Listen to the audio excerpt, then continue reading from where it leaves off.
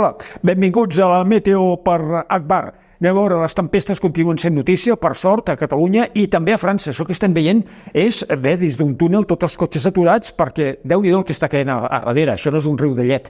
És calamarsa, una gran calamarsada, i fins i tot hi ha hagut tornades les últimes hores. Anem a veure també aquestes imatges que contrasten. Egipte estan plantant milers d'oliveres amb un gota a gota, un raig gota a gota, convertint el desert en zona verda. Bé, així es combat també una miqueta la sequera.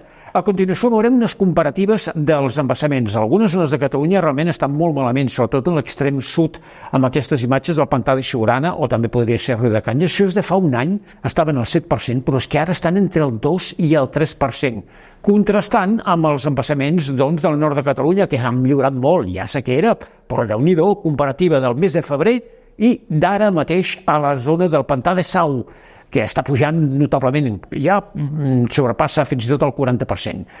I acabem amb pluja, molta pluja. Això és l'illa de Yakushima, al Japó, un dels llocs on plou més de tot el món. I allà hi ha un centre d'investigació on provoquen pluges artificials de fins a 400 litres per hora per veure els efectes que tenen els edificis, les poblacions, els parcs públics, etc., el clavegueram, i així s'investiga com es pot lluitar contra aquests fenòmens violents que també ens afecten a nosaltres. Per exemple, anem a la previsió meteorològica.